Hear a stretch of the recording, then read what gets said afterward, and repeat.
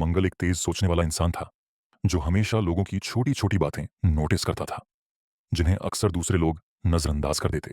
एक भीड़ भाड़ वाले शहर में रहते हुए, जहां हर तरह के रेस्टोरेंट, बुटीक और छोटे बिजनेस थे, उसके दिमाग में हमेशा यही सवाल रहता था: क्या यहाँ कुछ ऐसा है जो लोग चाहते हैं पर मिल नहीं रहा? एक शाम मार्केट से गुजरते वक्त उसने कुछ दोस्तों को बात करते सुना। यार, यहाँ एक भी ऐसी जगह नहीं है जो सही प्राइस पर स्टाइलिश और अच्छी क्वालिटी के शूज बेचे। एक दोस्त बोला, या तो लग्जरी ब्रांड्स हैं जो बहुत महंगे हैं, या फिर सस्ते वाले जो एक महीने भी नहीं टिकते। दूसरा दोस्त बोला, हाँ भाई, एक बार मैंने नए स्नीकर्स लिए थे, बस 3 हफ्ते में ही सिलाई खुल गई। मंगल के दिमाग में एक बिजली सी चमकी। अगर इतने लोग इस प्रॉब्लम को फेस कर रहे हैं तो इसका मतलब यहाँ एक बड़ा चांस है, उसने सोचा। लेकिन यह सिर्फ एक सोच थी, और सोच को हकीकत बनाने के लिए एक सफर शुरू करना था। एक ऐसा सफर जिसमें छुपे थे सरप्राइज, दुश्मन और एक अनएक्सपेक्टेड ट्विस्ट। उसने अपनी रिसर्च शुरू की। पहले तो वह मार्केट गया, हर तरह के फुटवियर स्टोर्स देखे। हर एक दुकान पर जाकर उसने वहां के फुटवियर की क्वालिटी और प्राइस कंपेयर की। उसने देखा कि लो प्राइस, लो क्वालिटी दिखने में अच्छे लगते हैं लेकिन जल्दी खराब हो जाते हैं, एक महीने भी नहीं टिकते। Medium price, low quality, fashionable है पर मटेरियल इतना बेकार है कि पैर दुखने लगते हैं।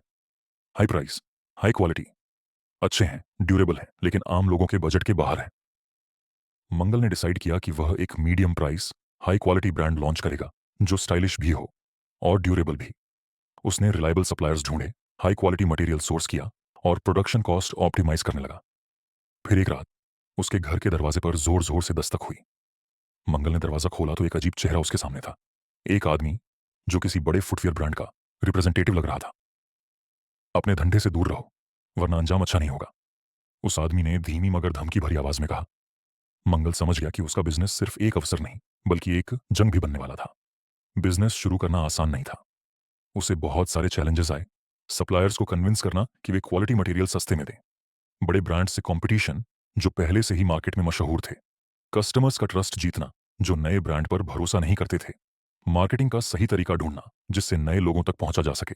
जब एक दिन उसके स्टोर का सारा स्टॉक अचानक चोरी हो गया तो मंगल समझ गया कि यह सिर्फ एक मार्केटिंग गेम नहीं, बल्कि एक सर्वाइवल बैटल भी थी। उसने हर तरफ से इन्वेस्टिगेट किया, पर कोई सबूत नहीं मिला।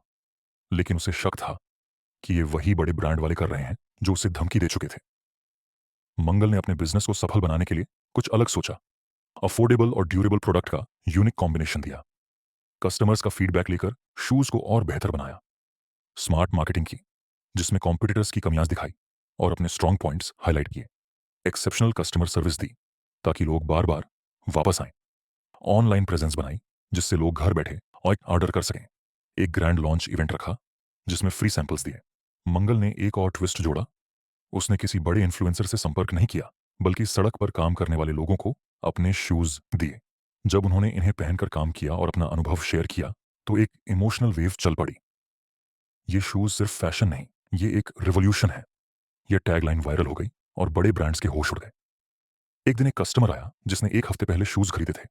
उसने कहा, भाई, सच बोल रहा हूं, तुम्हारे शूज काफी कंफर्टेबल और ड्यूरेबल हैं। मैं अपने दोस्तों को भी रिकमेंड करने वाला हूं। मंगल ने देखा कि उसका सपना सिर्फ एक बिजनेस नहीं रहा, बल्कि एक मिशन बन चुका था।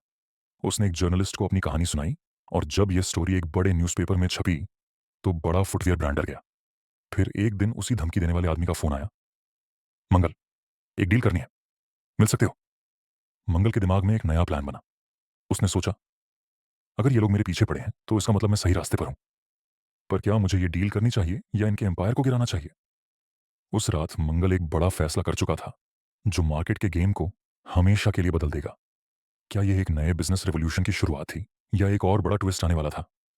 अगर यह कहानी अच्छी लगी तो लाइक करें और बिजनेस बॉली को सब्सक्राइब करें, ऐसी ही कहानियों के जरिए बिजनेस सीखने के लिए।